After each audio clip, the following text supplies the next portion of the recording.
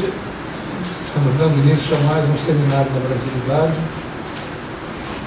desta vez sobre o tema BRICS. BRICS, como vocês sabem, é uma abreviação de Brasil, Rússia, Índia, China e África do Sul. E fala da reunião que essas nações fizeram entre si com finalidade de estabelecer um polo alternativo aos polos de domínio mundial existentes previamente, no momento em que ele foi criado, basicamente concentrado nos Estados Unidos da América. Os seminários da Brasilidade, esse é o número 38, 34, são sempre realizados sob patrocínio da Associação dos Aposentados e Pensionistas do Banco Nacional de Desenvolvimento Econômico e Social, Associação dos Funcionários do Banco Nacional de Desenvolvimento Econômico e Social, e com a participação brilhante e indispensável da TV comunitária Canal 6 da NET, que além de transmitir, além de registrar todos os nossos debates aqui, faz uma retransmissão 3 vezes por semana. Nas quartas-feiras às 22 horas, na sexta-feira às 14h30 e nas terças-feiras às 10 horas da manhã. Nas datas subsequentes à data da realização do seminário, que ocorre sempre em segundas-feiras. Para dar início, então, ao nosso seminário, eu vou dar a palavra inicialmente ao embaixador Ademar Varradian, que é representante permanente. Eu não sei se esse perfil dele está absolutamente correto, mas, segundo consta, ele é representante permanente junto à Organização Mundial do Comércio, foi nosso representante em Buenos Aires e foi representante também junto à ALCA. É isso mesmo? É isso. Muito bem. E mais? É aposentado. Aposentado não é nada que represente restrições do nosso lado. Os aposentados estão todos aqui. Tá bom. Então, com a palavra, o embaixador Ademar Varradian para dar seu testemunho sobre o que ele entende dos BRICS, do seu papel na vida brasileira, a partir da atual situação que nós estamos passando. Muito obrigado. Eu queria, em primeiro lugar, dizer que é um prazer enorme estar aqui no Instituto Brasilidade, ao lado do Dark Costa, que é uma pessoa que já conheço há algum tempo, desde o tempo que ele estava no Banco Nacional de Desenvolvimento Econômico. Quero também dizer que eu acho que nós estamos vivendo um momento em que reuniões como essa são de extrema importância. Nós estamos passando por um momento extremamente delicado nas nossas relações econômicas externas e também estamos passando, como todos nós sabemos, por situações novas, complexas no nosso panorama interno. Eu gostaria de dizer que eu vim aqui sem nenhum papel, sem nenhum texto preparado, porque eu achei que seria melhor fazer um depoimento tão espontâneo quanto possível e dialogar com quantos queiram dialogar sobre o assunto. E eu acho também que a questão dos BRICS, eu poderia falar aqui 1 hora sobre os BRICS e não tocar nos assuntos centrais que nos devem preocupar nesse momento. De maneira que eu não vou fazer nenhum histórico dos BRICS, eu não vou entrar nas discussões burocráticas da construção dessa entidade que é muito relevante, e eu vou procurar me concentrar no que hoje, no momento que nós estamos falando, qual será a importância dos BRICS para nós. Isso é extremamente relevante porque nós acabamos de ter, há menos de 3 semanas, uma reunião presidencial dos BRICS em Brasília. Foi a 11ª reunião presidencial dos BRICS. Isso é importante porque mostra que a organização, BRICS, chamemos de uma organização, ela se reúne no mais alto nível possível, não é apenas em nível técnico, mas é também em nível político e no mais alto nível político. E o fato de ser 11 reuniões que ocorreram já dos BRICS mostra também que ele está se tornando um organismo tão relevante quanto as reuniões do G7 e do G20, que também são em nível bastante elevado de representação política.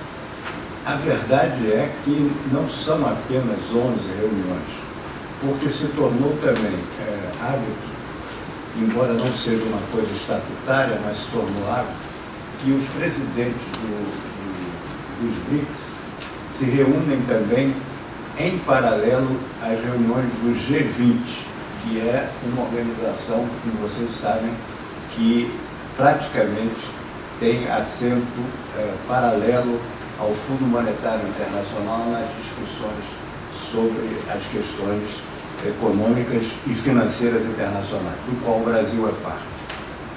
Então, com isso eu quero dar de saída uma ideia de que nós estamos falando de um agrupamento de países que tem bastante relevância hoje em termos de nível dos seus componentes e de importância para as políticas globais, porque é sobre políticas globais que os BRICS vêm se pronunciando.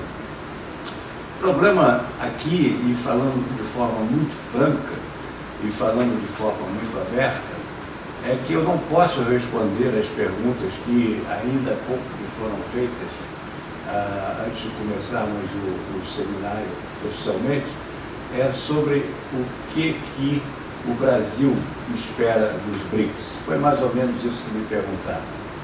Eu não sei se eu posso responder essa pergunta, porque, francamente, eu não sei o que o Brasil quer. O fato é que nós estamos vivendo uma política externa brasileira de extrema complexidade. Eu uso a palavra complexidade porque eu acho que é uma palavra neutra, mas eu acho que a política externa vem nos colocando diante de situações muito inusitadas.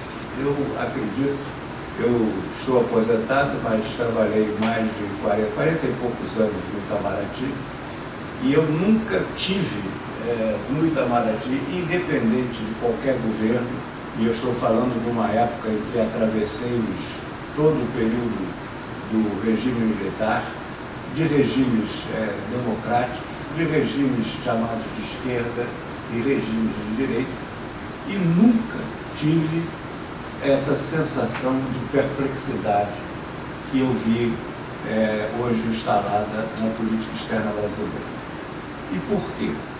Porque eu acho que a gente tem que ver o que o nosso ministro das Relações Exteriores propõe como sendo a nova política externa brasileira. Em primeiro lugar, eu não sei se era nova, em segundo lugar, eu não sei se era política. Mas, enfim, no discurso que o próprio ministro fez ao tomar posse como chanceler do governo, ele fez algumas considerações que já naquele momento nos trouxeram grande inquietude, grande inquietação. Por quê? Primeiro porque falou coisas que não seriam praticamente aceitáveis diante de uma posse de um chanceler no primeiro momento em que ele se dirige ao país.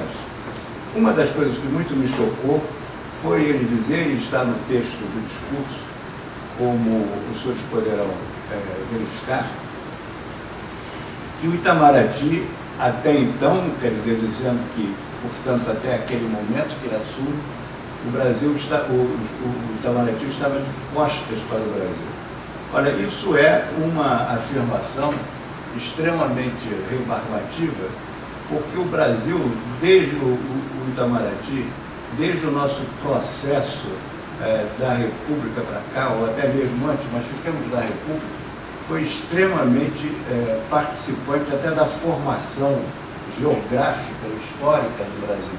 Quer dizer, o papel de Rio Branco na formação do território brasileiro é inquestionável, e é um dos nossos grandes trunfos diplomáticos da história do Brasil.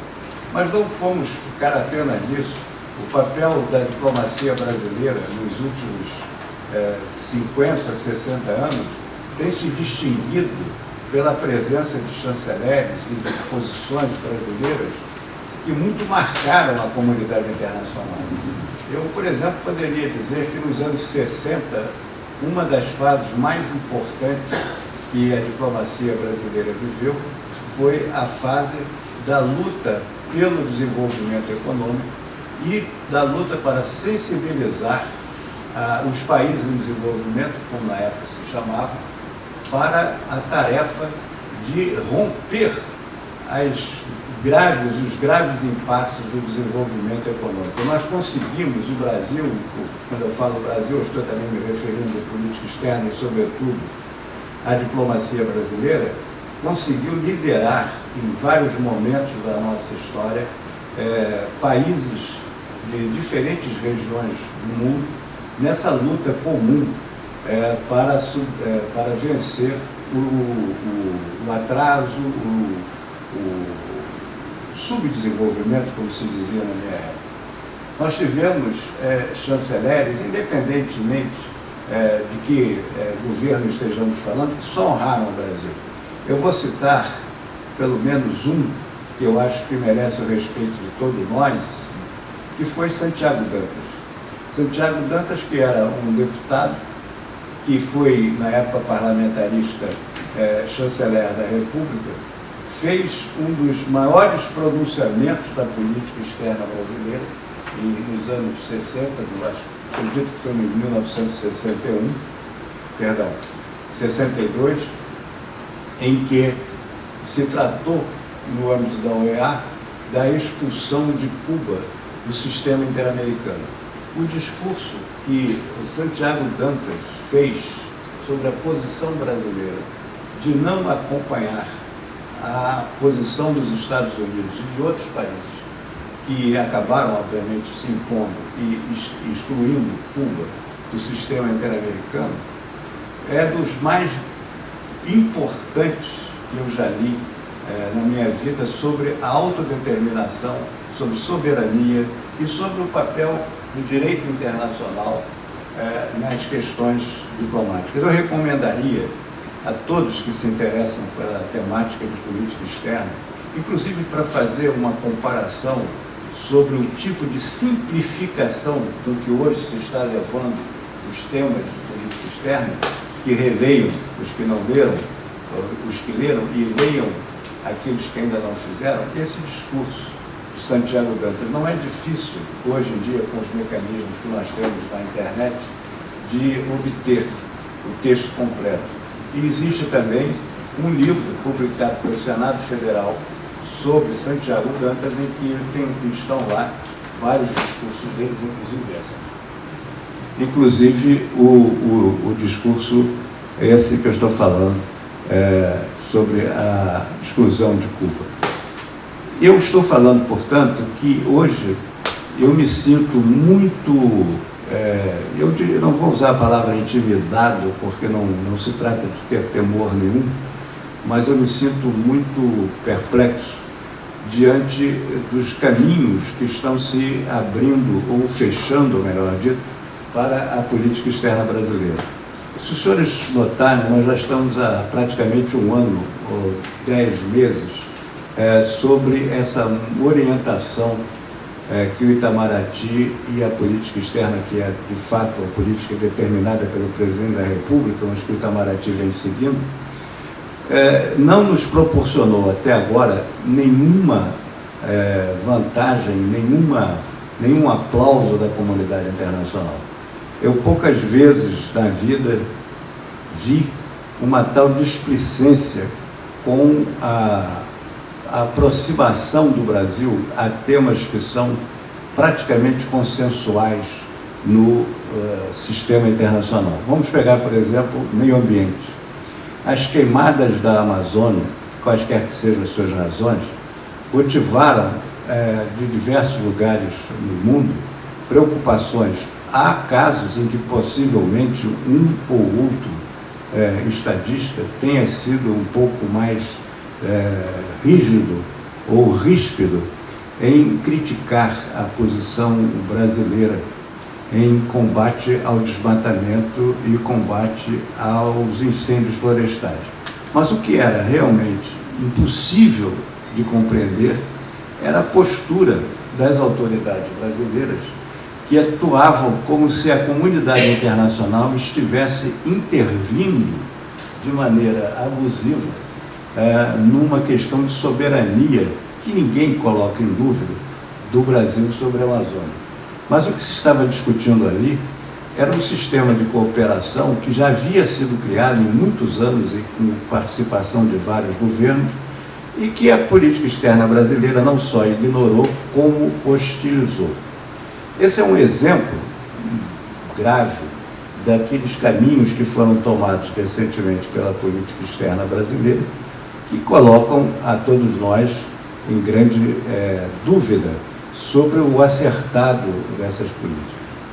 Em seguida, ou concomitantemente com isso, nós tivemos o discurso de abertura da Assembleia Geral das Nações Unidas, que tradicionalmente é feito pelo presidente da República, e saibam os senhores que é o primeiro país que fala na Assembleia Geral das Nações Unidas. É uma honraria que nós temos, por razões que não são escritas, mas que são atribuídas ao fato de ter sido o Brasil o único país da América Latina que participou com força militar na Segunda Guerra Mundial.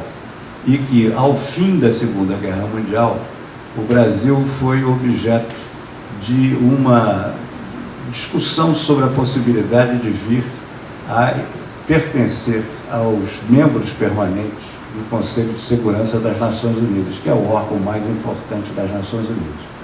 Ocorre que, naquela ocasião, houve dúvidas sobre a possibilidade do Brasil assumir esse cargo, inclusive por parte de países aliados do Brasil e aliados durante a guerra. Não foram os Estados Unidos, mas houve países aliados que se opuseram à entrada do Brasil.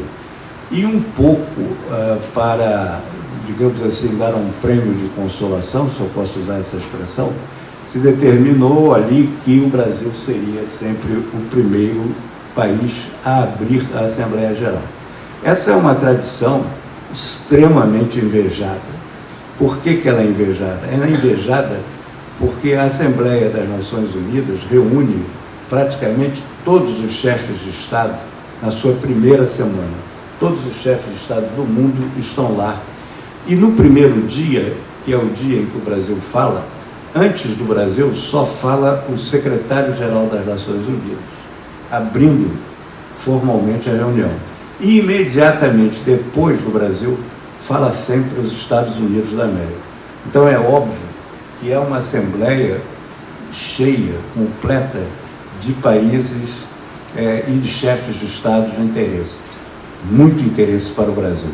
Ora, o nosso discurso na Assembleia Geral das Nações Unidas foi um discurso que não cabe nas dimensões da problemática internacional que nós estávamos vivendo.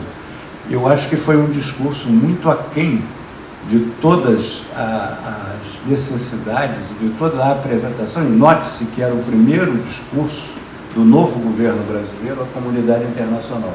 Havia ali todo o interesse de que ele fosse ouvido e que fosse conhecida a pauta da política externa brasileira. Mas houve, infelizmente, a concentração naquele discurso de uma ênfase muito grande, numa certa repulsa à cooperação internacional junto à questão da Amazônia, o que trouxe para muitos estados um ressentimento óbvio que se revelou e vem se revelando nos meses que se seguiram.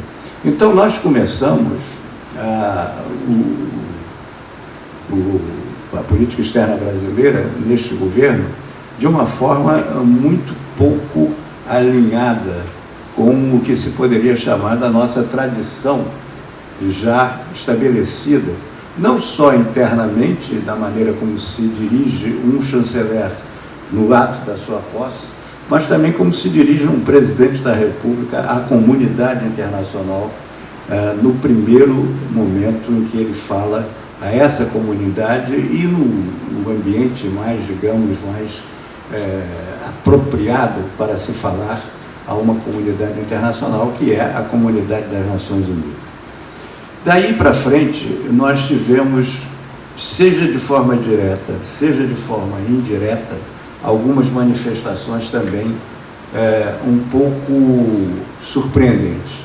A visão trazida pelo chanceler da República de que nós somos um país claramente ligados aos Estados Unidos e, sobretudo, a afirmação de que o presidente dos Estados Unidos é tido por ele como uma salvação, digamos assim, uma âncora da civilização ocidental neste momento, e sendo o presidente quem é, nós ficamos também um pouco surpresos. Essas situações foram trazendo aos poucos, como não poderia deixar de ser, repercussões negativas.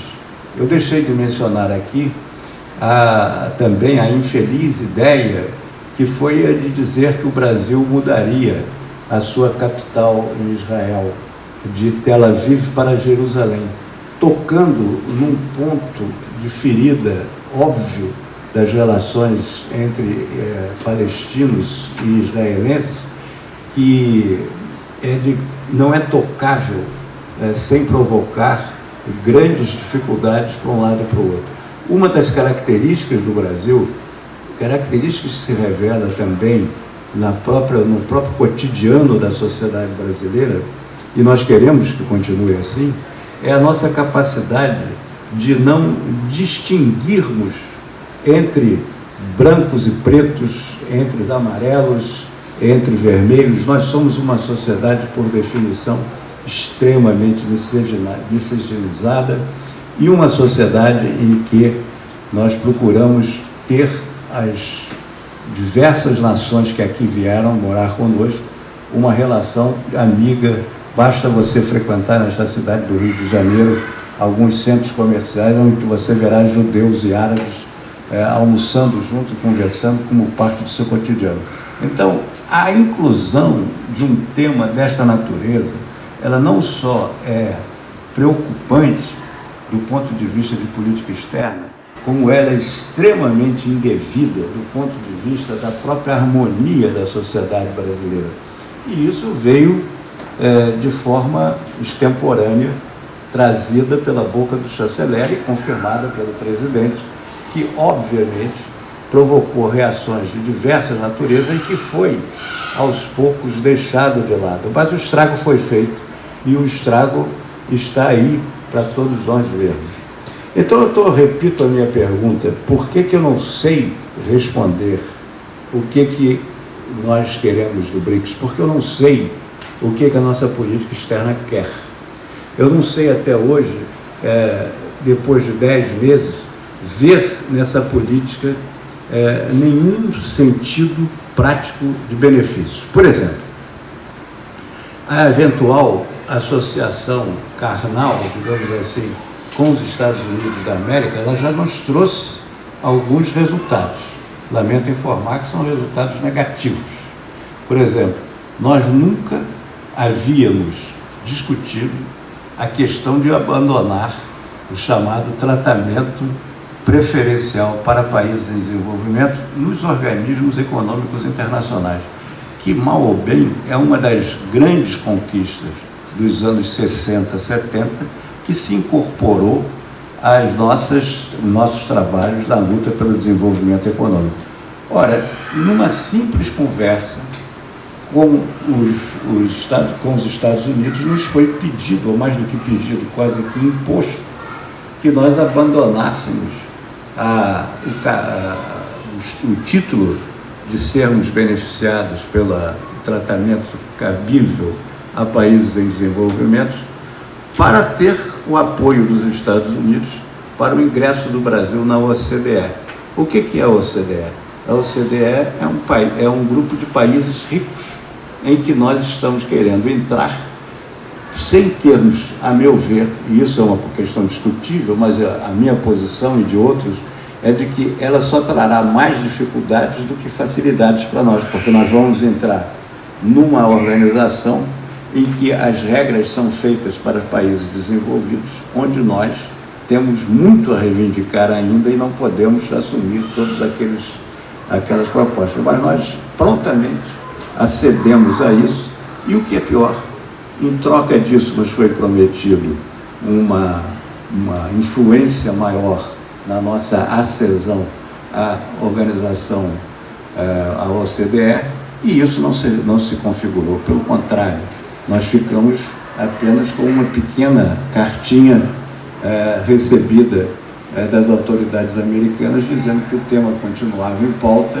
e que no momento adequado, que eu não sei quando os Estados Unidos manifestariam o seu interesse para que o Brasil ali viesse, naquela organização viesse a participar.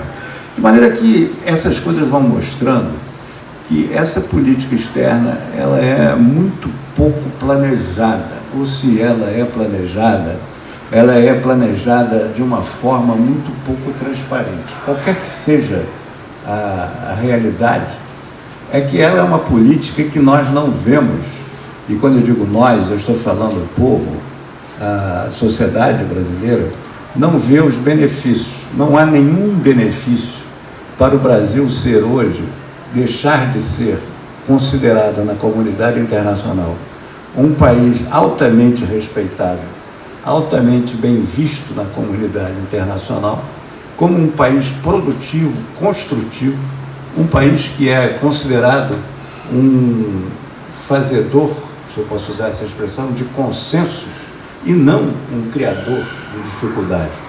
Nós estávamos muito perto de chegarmos a um quase consenso de que o Brasil seria membro permanente do Conselho de Segurança. As nossas grandes dificuldades, o que não é novidade, eram muito mais aqui com os nossos vizinhos do que com o resto do mundo.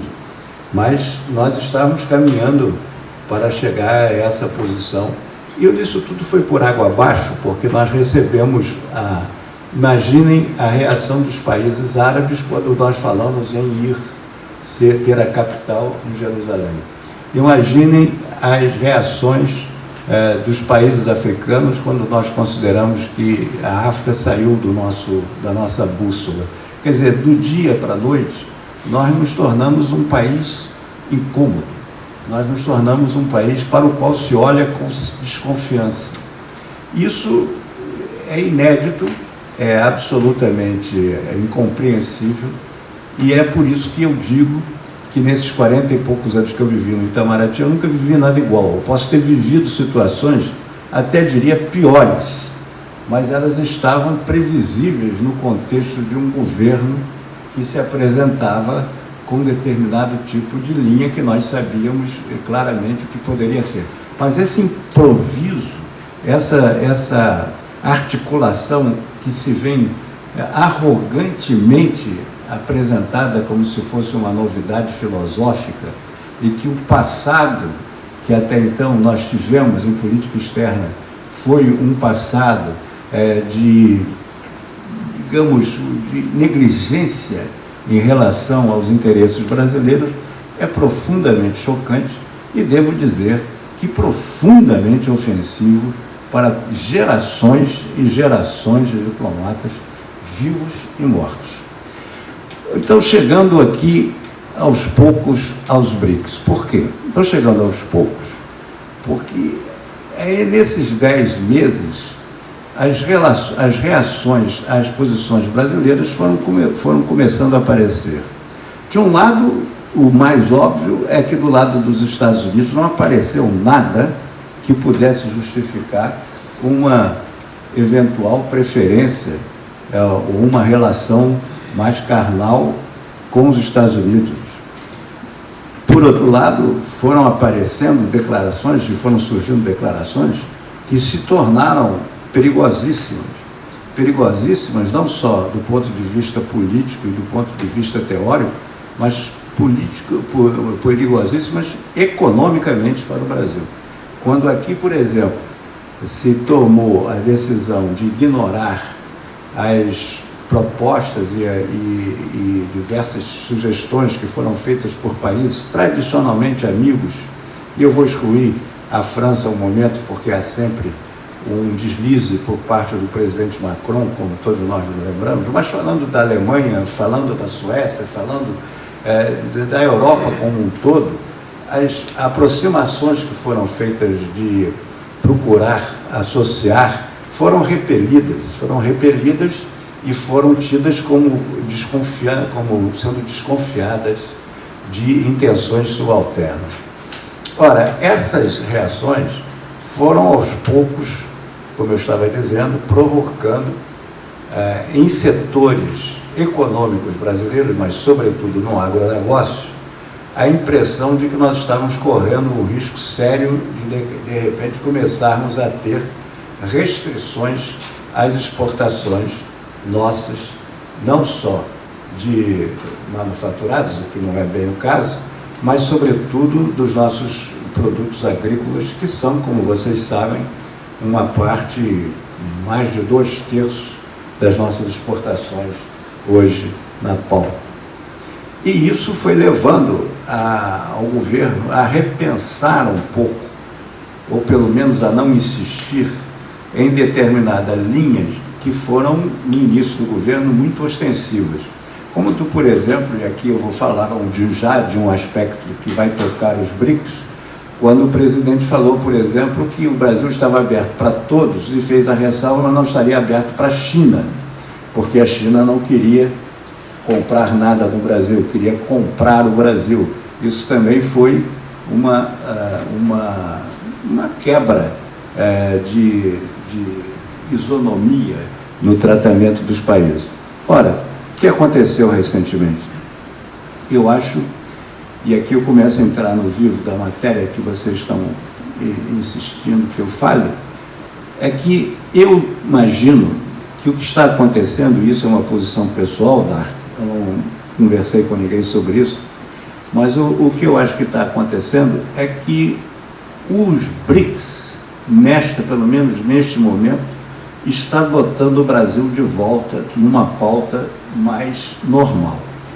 A reunião dos BRICS em Brasília, se vocês lerem a declaração final, vocês entenderão, ou terão que entender duas coisas. Primeiro, por que certas coisas não estão ditas e por que outras coisas estão ditas.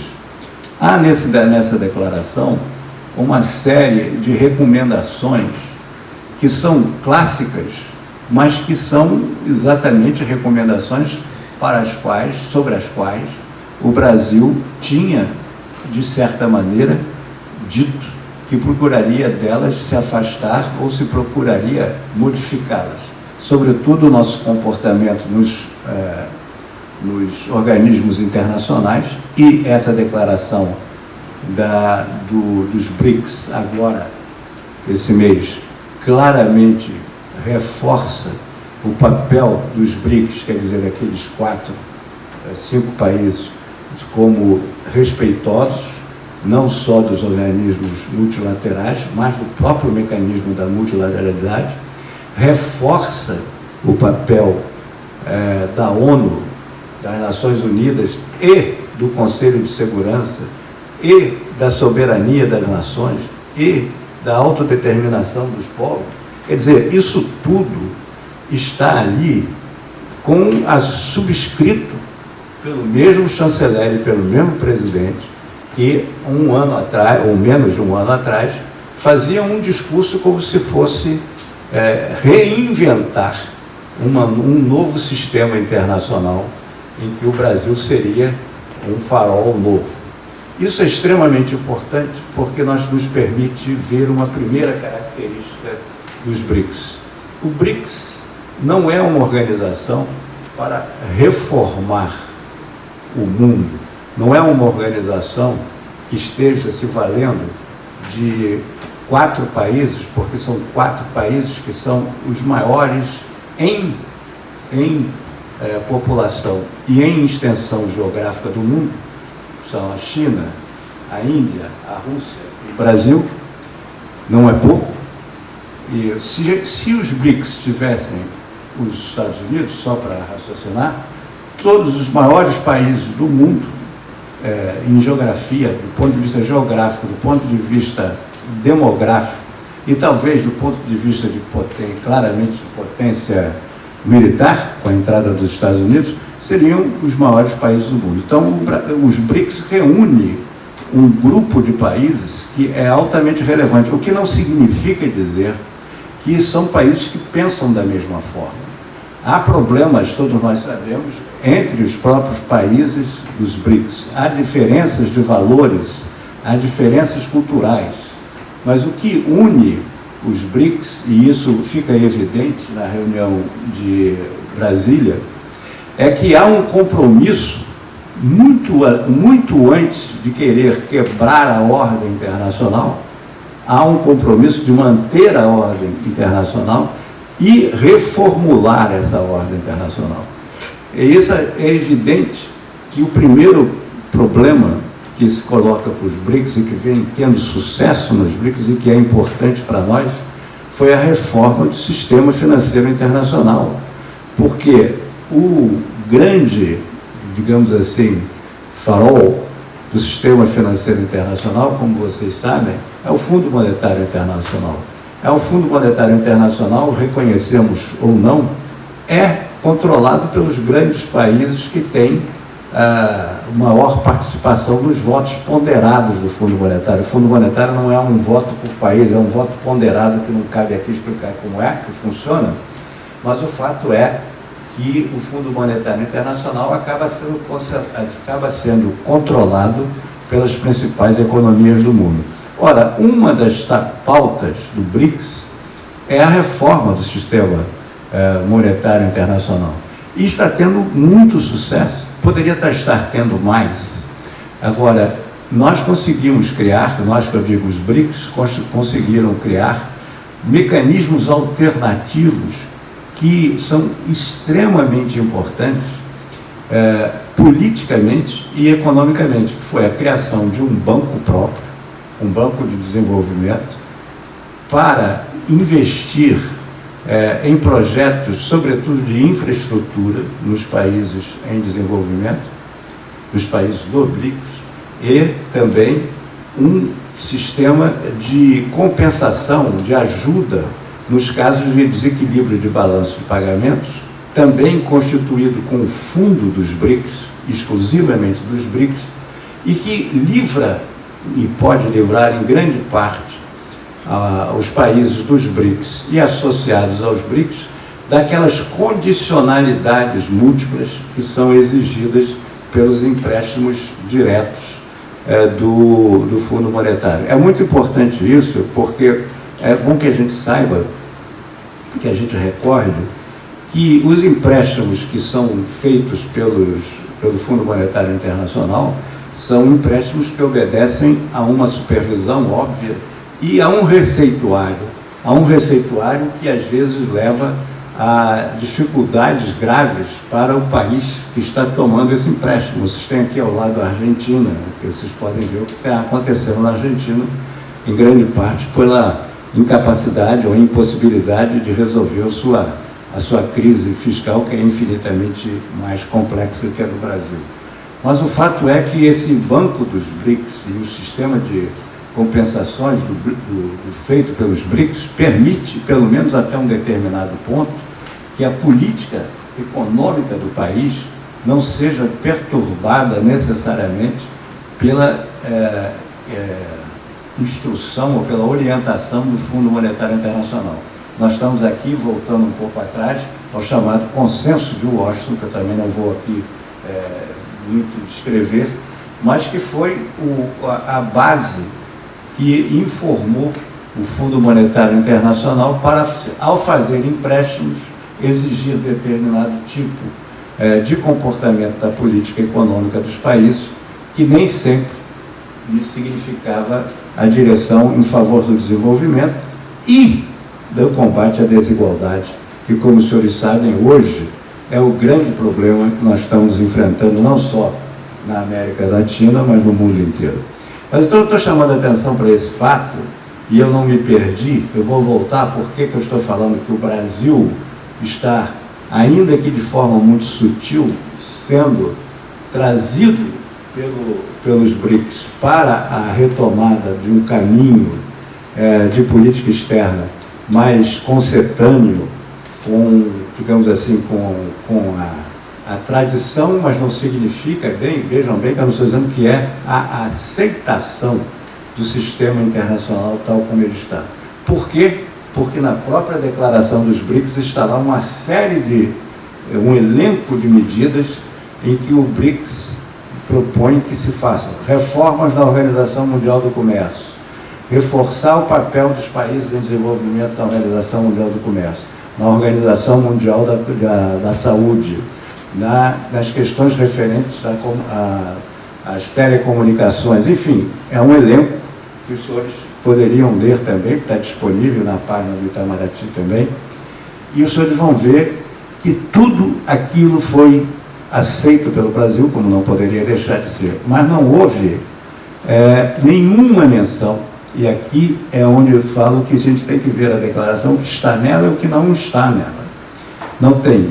Na parte política, há uma série de considerações que o Brasil subscreve sobre o problema da Síria, o problema do Líbano, etc., mas não há nenhuma referência à Venezuela, não há nenhuma referência a nenhum país da América do Sul.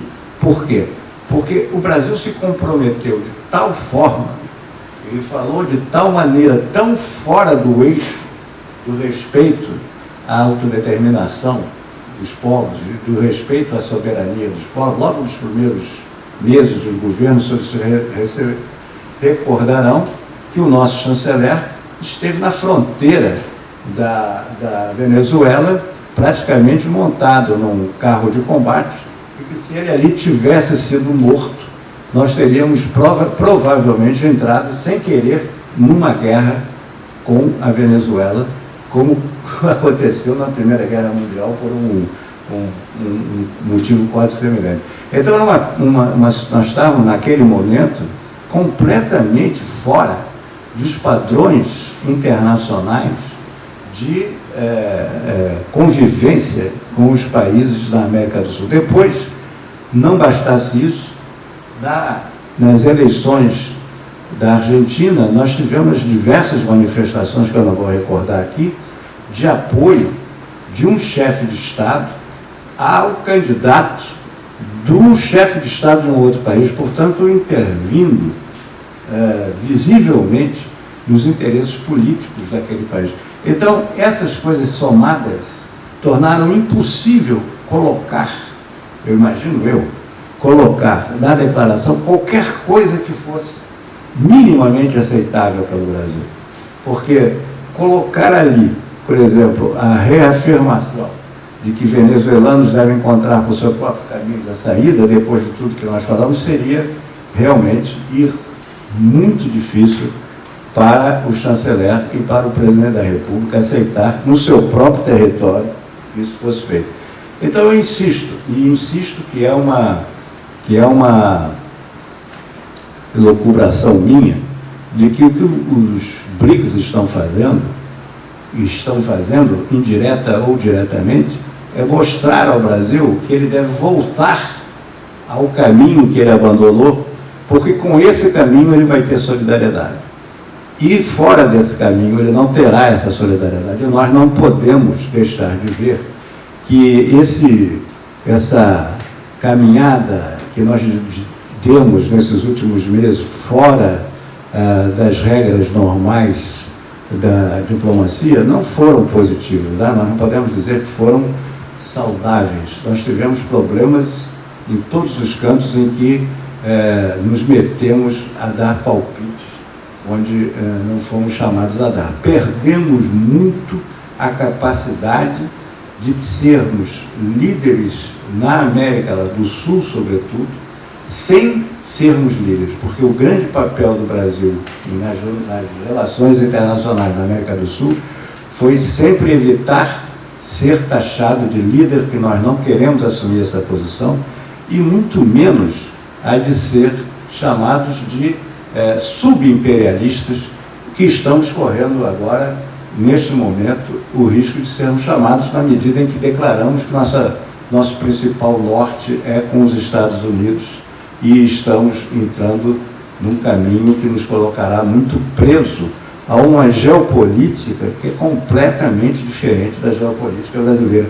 Eu adoro os Estados Unidos, morei lá 10 anos da minha vida, tenho o maior respeito pelos diplomatas americanos profissionais, e são grandes profissionais, não se iludam, mas eu não posso deixar de ver que entre a geopolítica americana e a geopolítica brasileira há todo um abismo, e que será um engano se nós confundirmos as duas coisas. De qualquer forma, nós já fizemos um belo estrago na América do Sul.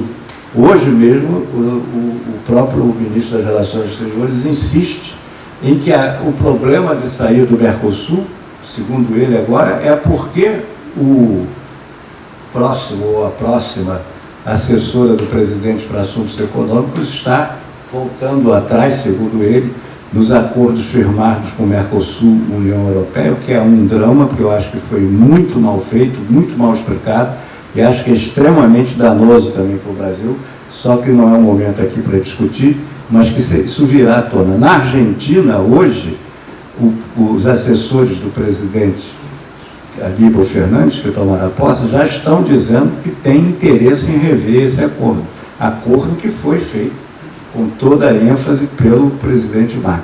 De maneira que a nossa situação aqui é delicada. O Brasil sair do Mercosul, vocês não podem esquecer que o Mercosul, provavelmente a Argentina, sobretudo, é o nosso terceiro país importador, e é o primeiro país importador de manufaturas.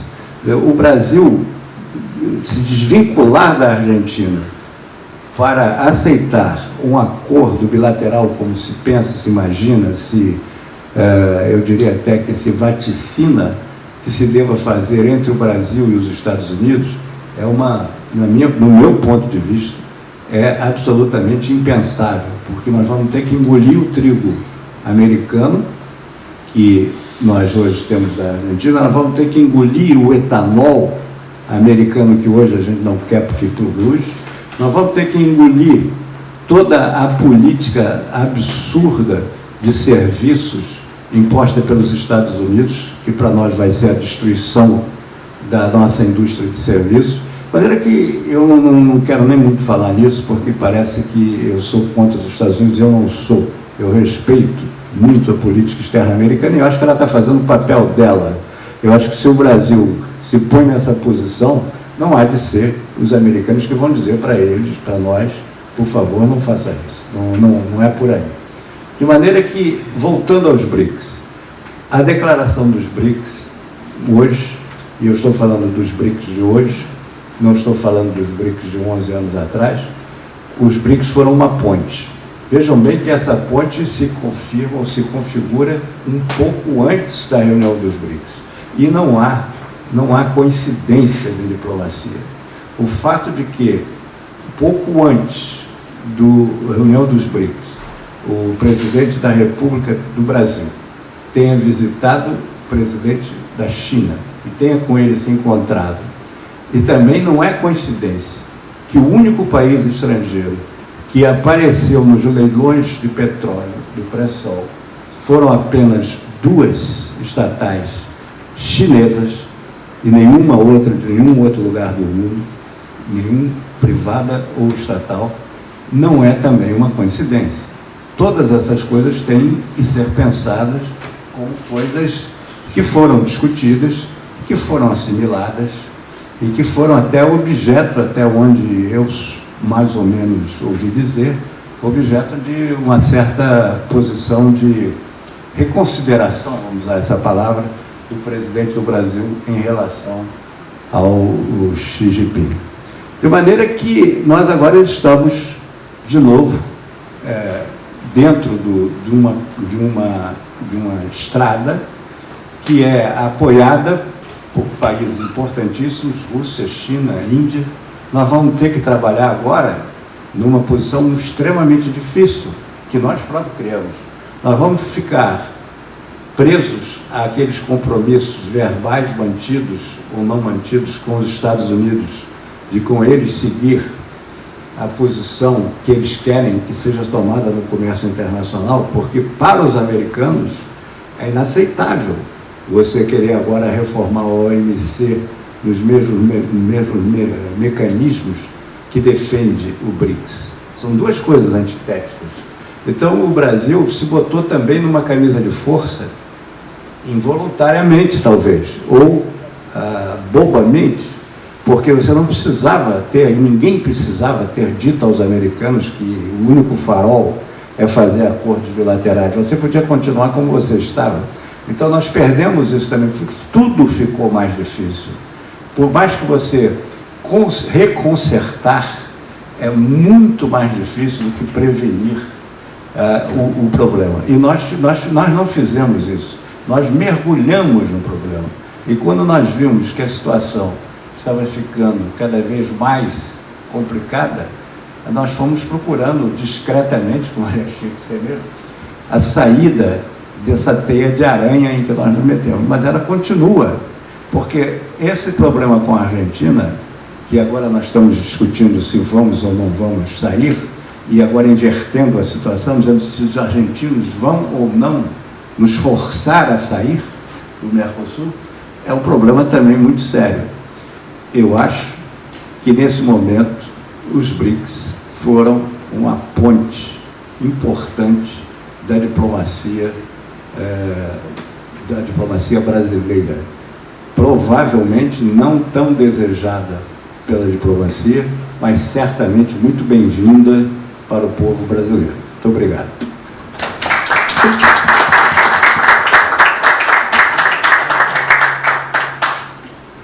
Muito obrigado pelas suas palavras, embaixador Marradian, que são perfeitamente coerentes com a sua experiência, com a sua vivência, com os episódios que o senhor relatou e que nos deixa todos realmente muito preocupados por tudo isso que pode vir a suceder. Depois gostaria de fazer alguns comentários, mas de imediato gostaria de passar a palavra para o Darcy Costa, que vai falar sobre essa. Antes de tudo, boa noite. Eu queria apresentar meus agradecimentos ao embaixador Ademar Marradian pelo convite aceito e pela sua brilhante exposição da situação que nós vivemos. E gostaria de começar a minha exposição pegando um texto aqui que corrobora perfeitamente o que o senhor colocou, que eu recebi de um amigo meu, filho do Luiz Bandeira, que é um grande entendido do China, estudou na Alemanha, viveu na Alemanha e é um sinólogo conhecido na Europa. E ele me mandou um texto aqui, interessante, sobre um despacho do representante do Império da China junto à segunda Conferência de Paz em Haiya. O nome dele era Lu Shengxiang, que ficou entusiasmado com a presença do Rui Barbosa. Porque o Rui Barbosa, na visão dele, foi o principal opositor contra a proposta de se criar um tribunal internacional que faria os Estados Unidos e os principais árbitros permanentes em detrimento das outras nações. Em seu último discurso, Barbosa deplorara a atitude bélica das grandes potências e advertira que o Brasil poderia ver-se forçado a participar da corrida armamentista. Empolgado com o discurso vigoroso de Barbosa, Lula escreveu para o seu governo que, do mesmo modo que o Brasil estava para fortalecer as suas forças armadas, a China também deveria procurar tornar-se forte diante das potências imperialistas. Para Lula, porém, o principal método para tal fortalecimento nacional e para calar a boca das potências seria a promulgação de uma nova Constituição na China.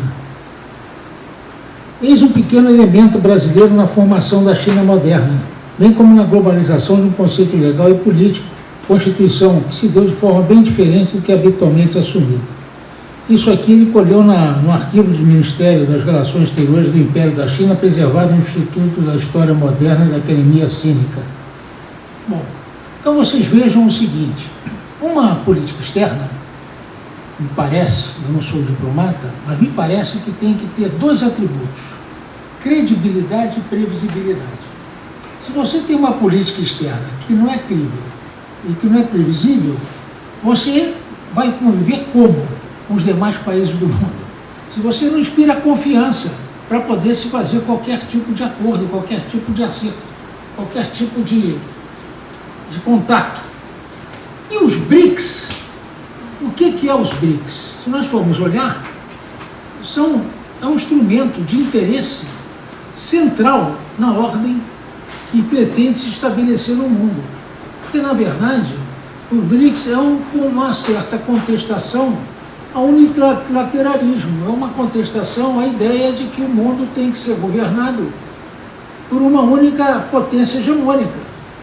Na verdade, o BRICS é uma constituição de um processo onde se restaura a ideia de que o mundo precisa de cooperação. E cooperação só se faz com a presença de vários atores, né? E nós, nesse processo, temos um interesse. A Rússia tem um interesse, a China tem um interesse, a Índia tem um interesse e a África do Sul tem um interesse. Quer dizer, na verdade, o BRICS é um conjugado de interesses nacionais, como podemos dizer assim, é um conjugado de interesses nacionais. O interesse russo, é óbvio que a Rússia ficou completamente isolada, né, em termos de relação internacional, depois da queda do muro, do desmembramento da União Soviética, né, da situação do avanço da OTAN em relação aos seus espaços antigos, etc. Então a Rússia procura criar um espaço de articulação a nível mundial, nada melhor do que esse tipo de articulação que reúne grandes países, os chamados países baleia, que já se previa no início do século XXI, que seriam protagonistas no cenário mundial nos próximos 40, 50 anos. Qualquer pessoa que analisasse as circunstâncias do mundo naquele momento diria, olha, os países baleias serão protagônicos, terão um papel nessa questão do mundo do futuro. Então, a Rússia viu aí, quer dizer, uma oportunidade, a China, claramente uma oportunidade de constituir-se como um novo polo de desenvolvimento mundial, como uma potência ascendente, como a busca de um novo centro, etc. A Índia também. E nós procurávamos, de certa forma, assumir alguma coisa que nós não queríamos fazer de forma clara, mas faríamos de forma implícita, que era a liderança da América Latina. A mesma coisa a África do Sul com relação à África. Então, o BRICS tem uma conotação interessante na medida que articula interesses. Bom, e nós temos por trás disso uma política externa, e peguei um exemplo aqui do Rio Barbosa, mas é uma política externa que se caracterizou sempre por defender alguns princípios, autodeterminação dos povos, uma série de coisas que, no seu contexto, sempre colocaram o Brasil numa posição muito boa no cenário mundial, em termos de país que se pode dialogar e que tem uma postura proativa. O Brasil tinha uma postura proativa, né? É importante entender isso, porque nós tínhamos também, durante muito tempo, não temos tido mais nos últimos 30, 40 anos, talvez explique um pouco a situação que nós estamos vivendo, nós tínhamos uma ideologia por trás dos nossos movimentos, tanto no plano interno como no plano externo. Nós tínhamos a ideologia do desenvolvimento. Nós éramos um país que verificava que a questão do desenvolvimento era central, não só para nós, mas para o mundo como um todo. Todas as nossas participações, as grandes reuniões do mundo se dava nessa diapasão, nós buscávamos isso. E nós perdemos a tal ideologia do desenvolvimento. Perdemos com isso o projeto nacional que nós tivemos também durante 50 anos, né? O projeto de desenvolvimento que o Brasil tem depois de 1930. Voltamos a ter uma posição nos últimos 40 anos de um país que está a uma troca, um país que está à deriva, um país que não tem um farol, não tem um lugar para onde ir, né? Quando perdemos a ideologia do desenvolvimento, perdemos também a ideia de um projeto nacional, né? O Brasil precisa recuperar essa ideia de um projeto nacional, porque esta ideia tem uma vertente interna, que é a vertente do crescimento e da melhor distribuição de renda. Hoje temos que acrescentar a ideia da melhor distribuição de renda, né? Mas o Brasil tem essa questão posta dentro do seu âmago, da sua origem, como uma nação que se constitui no século XX, né? O Brasil se constitui efetivamente como uma nação que se insere no contexto mundial no século XX. O Barbosa talvez tenha sido quem primeiro manifesta isso nas conferências de Haia, né? Até aquele momento o Brasil não tinha uma postura, vamos dizer assim, a diplomacia brasileira não tinha tanto protagonismo como começou a ter depois das reuniões de Haia, né? Dos tribunais, discussão dos tribunais de Haia. Mas o que eu acho relevante para nós comentarmos aqui é que essa perda da ideologia do desenvolvimento tem uma questão de uma vertente externa, que sempre buscou privilegiar o Brasil no contexto internacional, mas sempre observou, como colocou muito bem o embaixador, que a geopolítica traça limites para a sua atuação. A geopolítica traça limites para a sua atuação. E essa geopolítica nos coloca, de certa forma, hoje, num contexto diferente deste que esse governo quer imprimir. É preciso entender isso. Porque o que acontece? O Brasil é um grande país da América do Sul.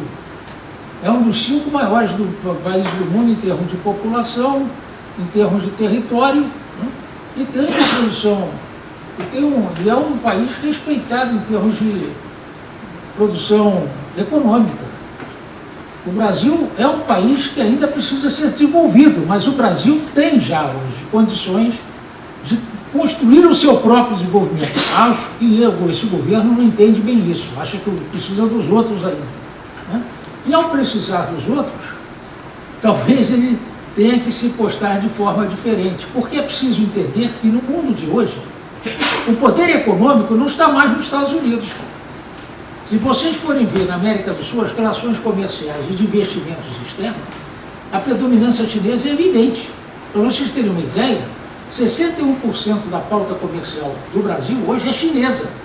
61% do que se importa e exporta, somado, tem como origem a China.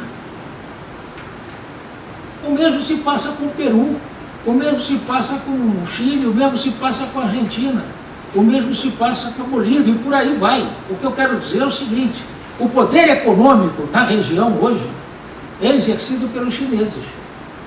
Quem faz investimentos externos na região ainda são os chineses, mas o poder político é americano, ainda é americano. Esse é o descompasso de que nós estamos assistindo. E atrelar-se ao poder político é um erro. Como seria um erro atrelar-se ao poder econômico? Porque você é um terceiro interessado, e como terceiro interessado você tem que saber explorar as duas possibilidades que o poder político e o poder econômico dão. O grande descompasso do processo que hoje nós vivemos é o fato de que o poder político não acompanha o poder econômico. E riqueza e poder têm que andar juntos. Porque se riqueza e poder não andam juntos, alguma coisa vai acontecer. Alguma coisa vai acontecer. Então nós precisamos nos saber nos posicionar nesse processo. Aí é que está o nosso problema. E posicionar nesse processo só tem uma opção, é terceiro interessado.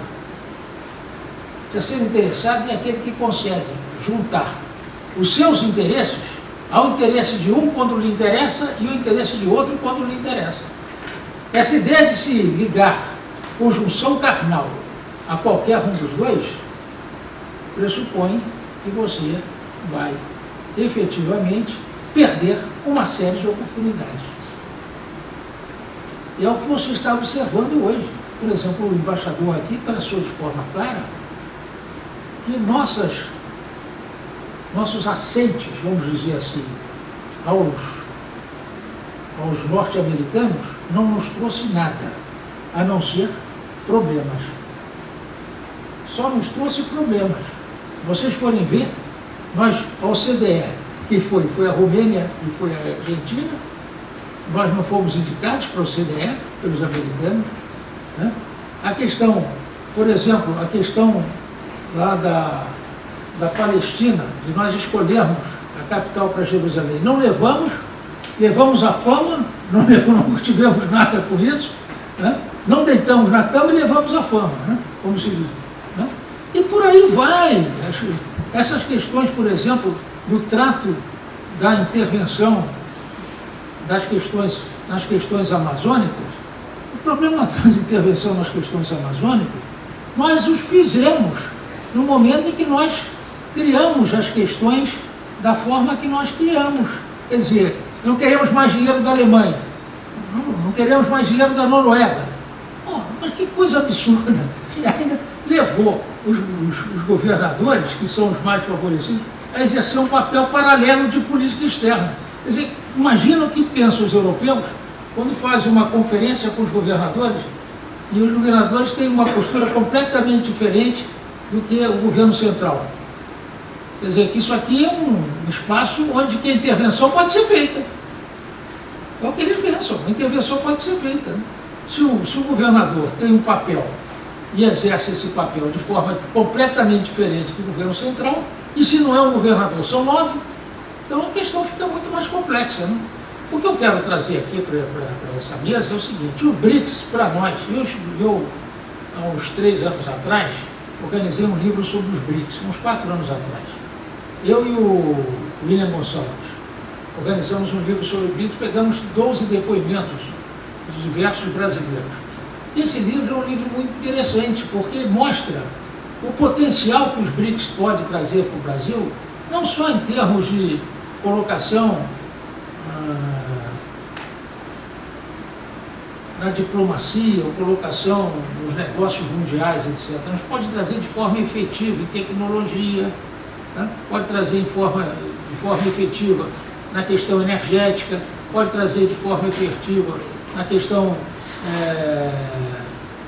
financeira, pode trazer de forma efetiva na questão econômica, porque o que está em jogo também, é preciso se afirmar aqui, é o seguinte: a ordem de Bretton Woods não é mais a ordem que deve imperar no mundo, porque o mundo é completamente diferente do que era quando a Segunda Grande Guerra estava para acabar. O mundo é outro completamente diferente. E onde existe potencial para ter crescimento e para fazer riqueza, é nos países em desenvolvimento. Eu acho que nós, país Brasil, temos que recuperar a ideia da ideologia do desenvolvimento. A ideologia do desenvolvimento é um instrumento central, me parece, para que nós possamos montar um projeto de longo prazo e recuperar a ideia de que esse país tem um lugar no mundo. E esse lugar no mundo é só nosso, porque só nós temos a capacidade de construir a verdadeira mundialização. Essa que é a questão. Nós somos capazes de construir a verdadeira mundialização, porque nós temos as características que fazem isso ser efetivo. Fazem isso ser efetivo por quê?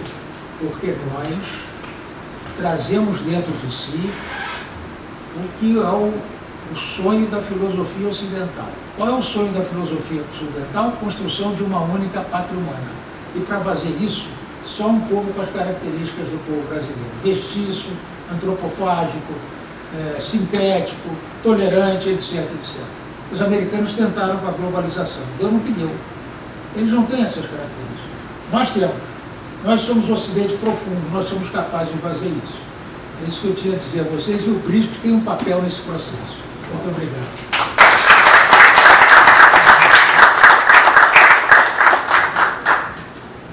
Eu vou tomar liberdade, antes de passar a palavra para aqueles que quiserem fazer alguma pergunta ou alguma consideração adicional, comentar alguns pequenos fatos que me parecem relevantes nessa questão da política externa. Em primeiro lugar, tanto em relação à questão da transferência da Embaixada Brasileira para Jerusalém, como na questão do alinhamento com os Estados Unidos, não foi a sensação que se tem é de que não foi um alinhamento com os países, foi um alinhamento com seus governantes, com o Trump, no caso dos Estados Unidos, e no caso de Israel com o Bibi Netanyahu, que agora, depois de 2 tentativas, não conseguiu formar o governo e está ameaçado de deixar de ser a figura mais importante na política daquele país. Se fosse um entendimento com o presidente do país, talvez tivesse sido uma coisa mais simpática, mesmo que o outro estivesse presente na reunião, mas não foi isso que foi feito.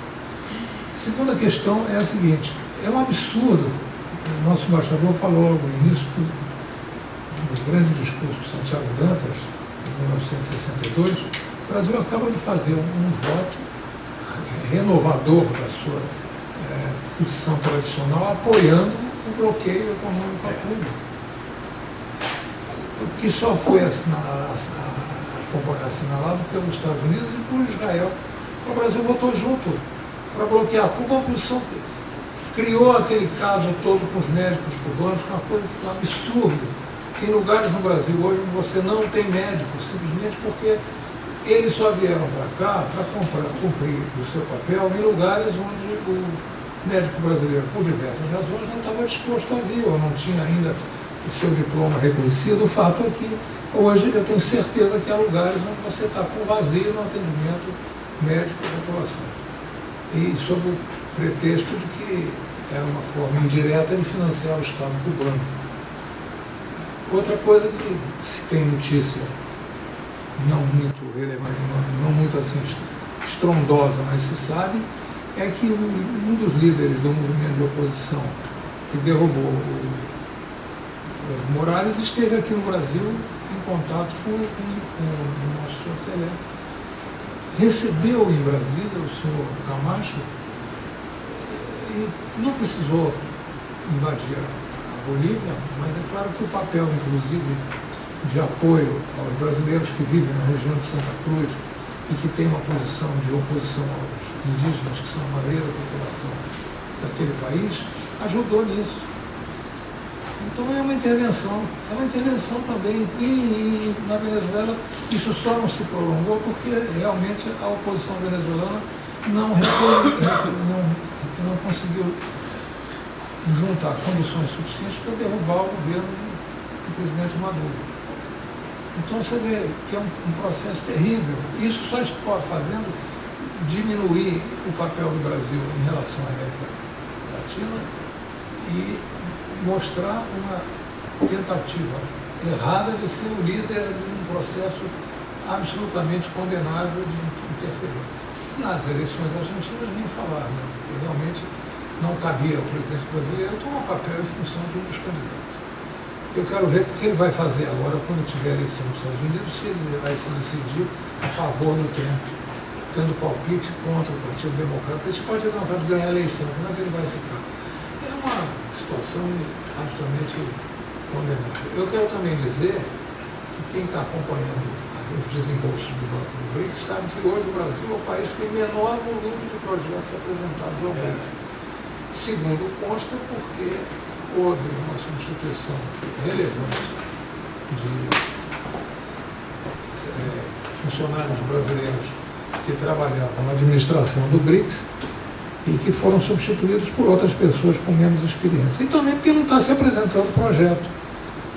É evidente que temos aqui no Brasil também hoje uma dificuldade muito grande de perceber que um projeto de infraestrutura, ele tem um prazo de concepção muito maior do que parece normal para os nossos governantes. Eles pensam que a gente sai, propõe uma ideia e no dia seguinte entra o dinheiro. E não é assim. Tem que desenvolver o projeto, tem que mostrar a sua viabilidade, tem que assumir os compromissos necessários nos contratos que são apresentados para depois, então, entrar dinheiro e sair um projeto. Mas, dito isso, eu queria, então, verificar se algum dos nossos assistentes gostaria de fazer alguma observação sobre esse assunto, ou o embaixador Ademar, ou o nosso DARC. A palavra está aberta a todos. Também é possível a intervenção. Então, o embaixador Ademar Parradian quer dar mais uma palavra. Eu queria agradecer ao senhor por ter lembrado esse voto de Cuba, que eu me esqueci. realmente é outra coisa que ninguém entende. E por que foi feito isso, por que razão, o que se ganha com isso. Você ficar nas Nações Unidas, que tem 197, 198 países votantes, você perder, você fazer companhia a Israel e Estados Unidos no caso de bloqueio econômico a Cuba, que o bloqueio em si é contra toda a Carta das Nações Unidas, vamos dizer assim. Não dá para entender, mais uma vez. Eu agradeço muito a você, Conde, pela lembrança. E aí por aí vai. Eu queria perguntar a Darpas, já que você está na mesa, o embaixador não está mais, mas como é que você vê essa iniciativa do BRICS como uma oportunidade do Brasil, dentro da esfera capitalista, de poder contra-atacar a doutrina Monroe que até hoje impera na geopolítica americana, principalmente contra os países latino-americanos? Bem, originalmente a doutrina Monroe não era contra os países latino-americanos, era um discurso, né, de que a América era dos americanos, que os europeus não iam fazer nada aqui, porque se o fizessem teria a oposição dos Estados Unidos da América, tal, era essa a doutrina Monroe. Primitivamente, evidentemente, porque ela se transformou para a América, para os norte-americanos. A doutrina Monroe, de certa forma, conestou esse processo, vamos dizer assim. Não é que a sociedade americana tivesse envolvida nisso, mas que os governos sucessivos, os governos norte-americanos, trataram a questão dessa forma. O que é relevante para se entender é o seguinte: quem fala não sou eu, quem fala é o Travassos. Quer dizer, o Travassos coloca lá como primeiro, no livro dele, Projeção Continental do Brasil, né?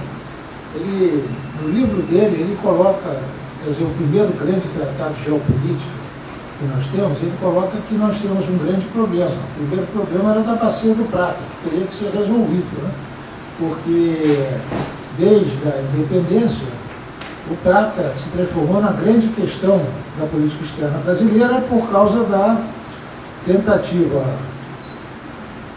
dos portenhos, até não é da Argentina, dos portenhos, de assumir a liderança do continente sul-americano, né? A Argentina depois assumiu esse processo, e os portenhos ficaram hegemônicos, pelo menos na política argentina, e ao fazê-lo, criaram um processo de progressiva optação dos países sul-americanos a seu projeto, né? E o Mário Travassos identificou isso muito bem em 1929. Como vocês saibam que em 1929 a Argentina tinha uma produção física 2 vezes maior do que a produção brasileira. A Argentina produzia 2 vezes mais riqueza do que o Brasil. E tinha um projeto de ferrovia subindo para o continente, para o norte do continente, até Bogotá, saindo de Buenos Aires até Bogotá, e integrar a América do Sul em torno do polo de Buenos Aires. E o Mário Travassos disse: nós temos que nos opor a isso, temos que ter um projeto de marcha para o oeste, nós precisamos entender que o centro geopolítico da América do Sul está na Bolívia, Oruro, Cochabamba, Santa Cruz, aquele triângulo é o triângulo central do processo, e nós temos que chegar lá, nós temos que ter uma postura de marchar para o oeste, etc. e tal.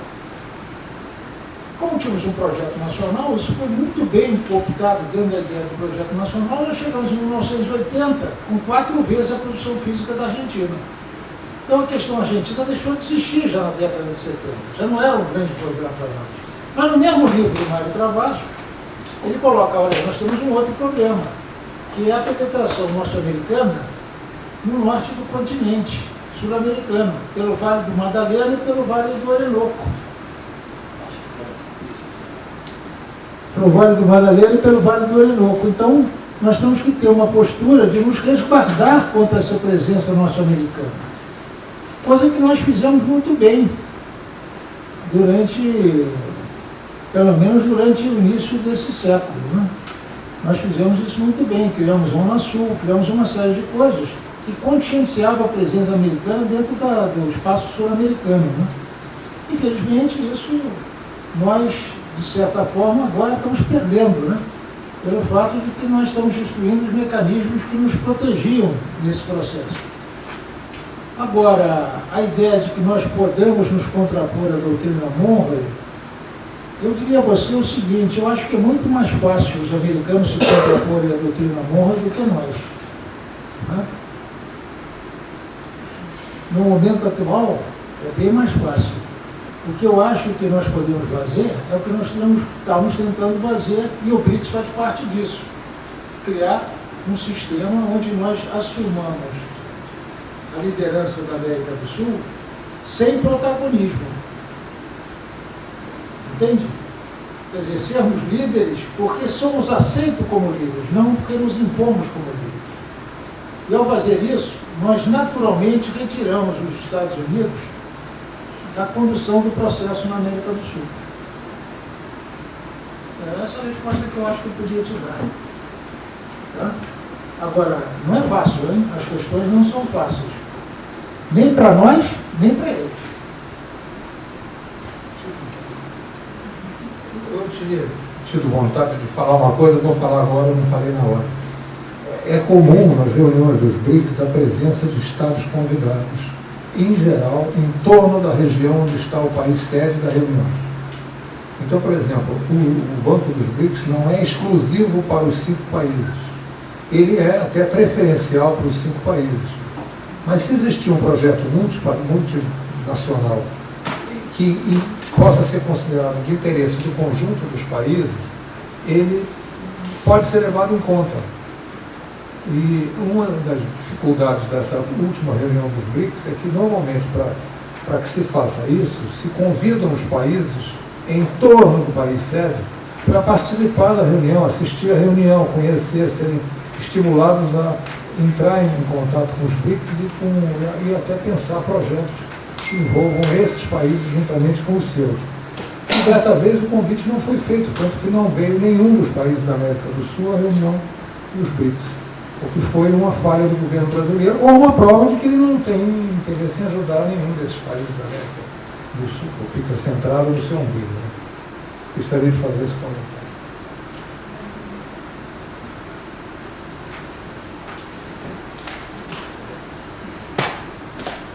Fica atrás da linha branca, pode ser? Da linha, Isso. Precisa dizer seu nome, por favor. Meu nome é Fernanda Palatra. Obrigada pelo seminário, a oportunidade de estar aqui. Eu queria fazer uma pergunta, Dark. Você fala o Brasil precisa retomar um plano de desenvolvimento. Como você vê o modelo econômico em relação a esse plano? A gente vive num mundo globalizado e com dominância do modelo neoliberal, e eu queria saber a sua opinião sobre isso. Se você for olhar o processo de desenvolvimento mundial desde o século XVIII, nenhum país que praticou o liberalismo saiu de uma posição periférica para um país central, para ser um país central. O primeiro exemplo disso é a Inglaterra. Né? A Inglaterra, ela assume a sua centralidade no século XVIII, ao mesmo momento que ela torna-se profundamente protecionista. Isso não é muito comentado, porque depois que ela torna-se protecionista, ela começa a vender o discurso liberal. Quer dizer, eu posso dizer a você que o começo da indústria têxtil inglesa foi resultado de 2 éditos reais que, ao mesmo tempo que destruía um artesanato perfeitamente constituído, que era o artesanato têxtil indiano, construía a indústria têxtil inglesa. Né? Então, os Estados Unidos tiveram um personagem muito importante na formatação do seu projeto de país, que foi um protecionista chamado Alexander Hamilton, que tem dois trabalhos fundamentais, a ideia de tratado sobre as manufaturas e o tratado sobre o Bloco Central. Né? Se você pega a Alemanha, de Bismarck, profundamente protecionista. Se você pega o Japão, Meiji, profundamente protecionista. E por aí vai. A China hoje é um exemplo clássico disso, de um projeto protecionista. Agora, que está no centro, em termos de produção, virou liberal. Agora, e o nosso amigo Trump, ele agora virou um protecionista, porque ele precisa defender a indústria americana, ele precisa defender o mercado. Quer dizer, essa ideia do liberalismo como solução dos processos é falha, completamente falha. Quer dizer, serve para manter o sistema financeiro comandando o processo no mundo e os países centrais usufruindo em parte disso, e porque também estão sofrendo com esse discurso do liberalismo econômico. Então, o que eu queria colocar para você é o seguinte: um projeto nacional de desenvolvimento traz dentro de si a ideia de que você tem que ter instrumentos da presença do Estado na economia. Eu vejo, por exemplo, agora uma questão que eu queria comentar rapidamente com vocês. O governo chinês ofereceu 100 bilhões de dólares para colocar na infraestrutura do Brasil. 100 bilhões de dólares. Mas botou as condicionantes, claro. Vai dar, mas quer que preferencialmente as máquinas sejam chinesas, se forem comprar, etc, etc. Uma série de condicionantes. Mas aí eu me pergunto, com essa infraestrutura que eles pretendem fazer, ou que já fizeram, de concessão ao capital estrangeiro, quem é que o chinês vai colocar dinheiro na LCT de France para fazer a distribuição? Ou vai colocar dinheiro nas empresas espanholas que estão na infraestrutura, nas concessões das estradas, etc? É claro que não. É claro que não. Nós tínhamos que ter estatais para trabalhar nossas estatais, para poder receber esse dinheiro e poder assumir as responsabilidades por isso. O governo chinês não vai assumir a responsabilidade da LCT de França, não vai querer aceitar isso. Então, você vê os paradoxos dessa política que nós estamos praticando, que é uma política que acredita que o livre mercado existe. Acredita nisso, que o livre mercado existe. E é importante entender o seguinte: sem o Estado, não é possível construir uma economia dinâmica. Porque o capital privado necessita do Estado para poder se articular. E como dizia já lá atrás o velho Golbery, fora do Estado não tem salvação. Se alguém acha que vai viver fora do Estado, não sabe como é que as coisas se processam. Porque, na verdade, o Estado é resultado do pacto que nos une. Se você está fora do pacto, mesmo em termos econômicos, a sua possibilidade de articular é muito pequena. Nós temos que recuperar a ideia de um projeto nacional que efetivamente proteja a atividade produtiva. E hoje nós vivemos um sistema onde o setor financeiro dá as cartas e o setor produtivo está completamente aplastado. É isso que eu tinha a dizer. Eu não concordo com o modelo que está aí, que se diz dominante. Muito bem, mais alguma pergunta? Se não, Eu quero debate. Eu quero fazer uma pergunta. o João Joaquim quer falar.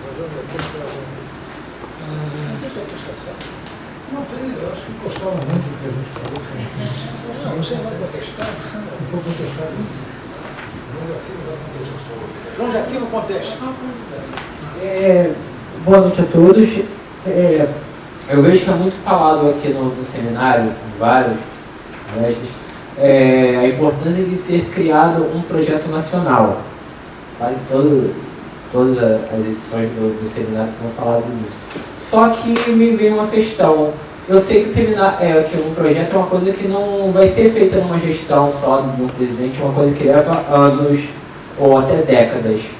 Só que aí eu fico me perguntando, de que forma pode ser feito um projeto nacional que sobreviva a filosofias políticas diferentes, tipo uma gestão federal de esquerda e uma gestão seguinte liberal e uma gestão de centro. Como poderia ser montado algo que sobreviva a essa variação política? Veja bem, o projeto nacional, eu preciso entender o seguinte: por trás da ideia de um projeto nacional tem uma ideologia. Um projeto nacional de desenvolvimento. Tem a ideologia do desenvolvimento. Eu sou de uma época, eu vivi uma época, por isso tenho cabelos brancos, por isso que o nosso Miguel ali tem cabelos brancos, o nosso Elísio que estava aqui tem cabelos brancos, o nosso amigo Carlos Monte viveu uma época em que tanto o que poderia se chamar de direita, o tanto o que poderia se chamar de esquerda, o tanto o que poderia se chamar de centro, usava a palavra desenvolvimento em qualquer tipo de trabalho que fizesse, em qualquer artigo. Todos os partidos políticos no Brasil falavam de desenvolvimento, discutiam de como fazer, mas todos tinham como meta o desenvolvimento.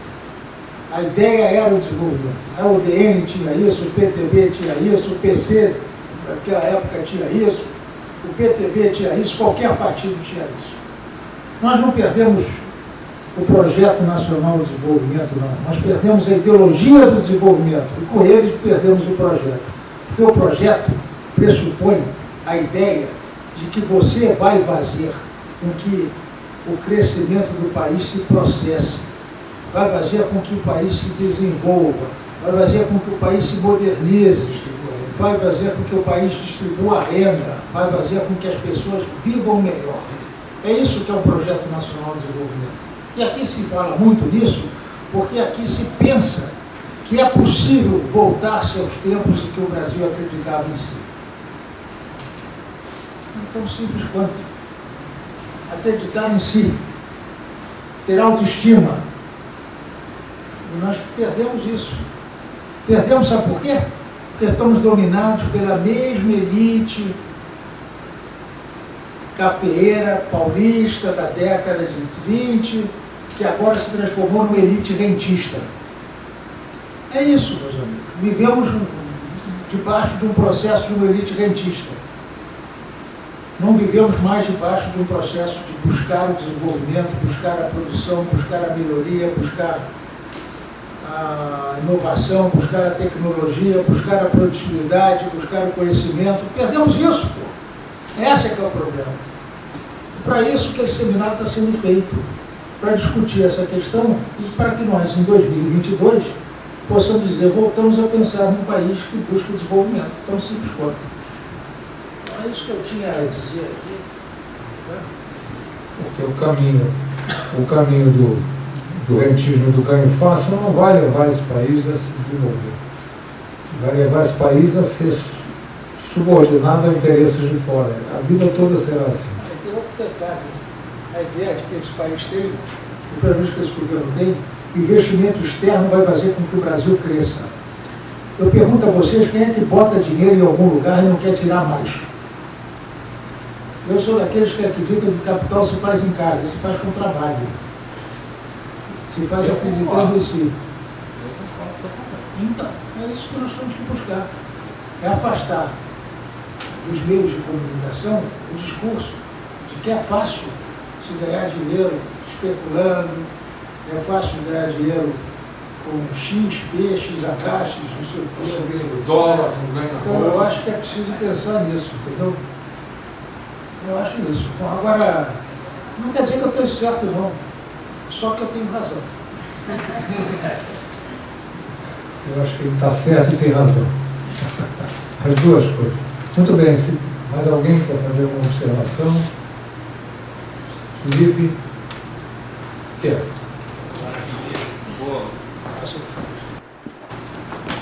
Bem, eu vou só aproveitar a deixa então para fazer uma pergunta ou colocar uma questão que tente complexificar um pouco o fato da ascensão do poder econômico chinês influenciar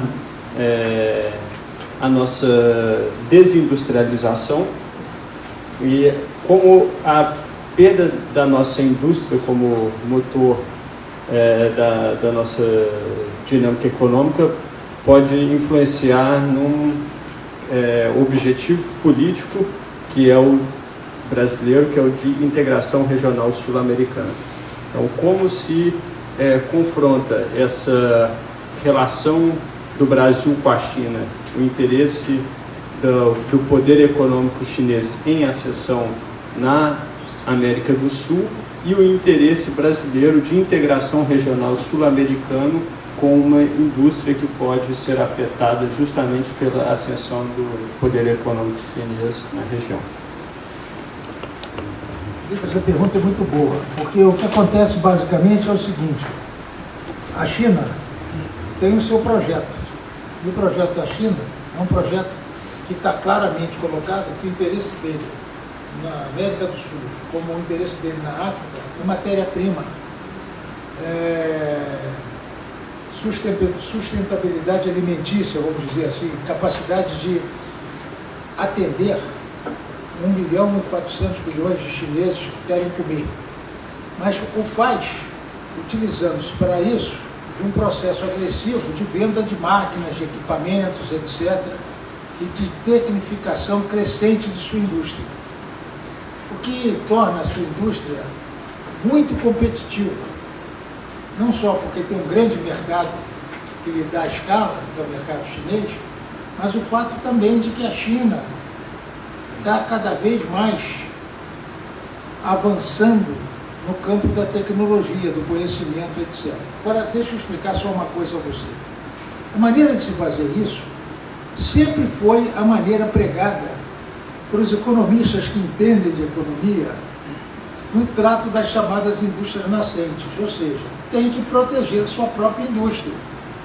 E nós temos que proteger a nossa própria indústria, colocando essa indústria nossa dentro de um mercado onde nós somos muito mais competitivos por localização. Nós temos vantagens comparativas locacionais, porque na América do Sul nós estamos muito mais próximos dos mercados do que os chineses. E você sabe que uma indústria produz bens, máquinas, etc., que necessitam de quê? Necessitam de manutenção. E a manutenção é coisa que decorre de proximidade logística. Afastamento logístico traz problemas em manutenção. Então nós temos condição de ganhar esse mercado da América do Sul. Para fazer isso, nós temos que ter um projeto. E nós temos uma oportunidade agora como nunca tivemos. Por quê? Porque a indústria mundial está numa transformação evidente, a chamada Revolução Industrial 4.0, que é a digitalização industrial, está em marcha. Nós podemos fazer isso, nós podemos reconstruir o nosso parque industrial colocando-o na modernidade, coisa que os americanos não podem fazer. Os americanos não podem fazer isso, sabia? Porque eles estão debaixo de uma pressão chinesa muito maior que nós. A indústria chinesa tem muito mais interesse no mercado norte-americano do que no nosso mercado. Então nós temos que saber trabalhar com isso. E tem um detalhe, nós temos que ser terceiro interessados. Nós temos que entender que os americanos já comeram muito e que os chineses estão famintos. Entende? Por isso a gente tem que saber se posicionar para preservar o que é nosso. Tá? Quer dizer, às vezes vale até uma composição com os americanos e nos transformarmos num parque produtor de bens industriais para atender o mercado dele em contrapartida à investida chinesa. Porque nós temos recurso, a nossa mão de obra aqui justifica um processo desse. Entende o que eu estou falando? Então é isso que a gente tem que pensar. Não é só os americanos, não. Os americanos nunca vão entrar bem nisso conosco. Eles nos veem geopoliticamente como adversários. Mas os europeus podem fazer isso conosco. A Alemanha, a França podem fazer isso conosco. Usar isso aqui como uma plataforma de competição. E com isso a gente tem ganhos. Desde que a gente saiba trabalhar, né? Não é abrindo as pernas que vamos resolver isso. Né? Foi gravado? Mais alguma pergunta? Dou-lhe uma. Dou-lhe duas. Dou-lhe três. Então estamos encerrando. Mais uma vez agradecendo o patrocínio da Associação dos Funcionários do BNDES, Associação dos Aposentados e Pensionistas do BNDES e a TV Comunitária do Rio, Canal 6 na NET, que vem sempre retransmitindo as nossas palestras aqui. Canal 6. Não, meia dúzia, 6. E faz isso 3 vezes por semana, nas quartas-feiras, às 10 horas, na sexta-feira, às 14h30, às 22 horas na quarta-feira, na sexta-feira, às 14h30, e na terça-feira seguinte, às 10 horas, às 10 horas, é isso? 10 da manhã. Às 10 horas da manhã. E também dizer que nossos seminários têm sido gravados nas diferentes plataformas do IB, Facebook, Instagram, etc. E podem ficar disponíveis no YouTube e podem ficar disponíveis para quem quiser assistir a qualquer momento. Muito obrigado a todos e até a próxima.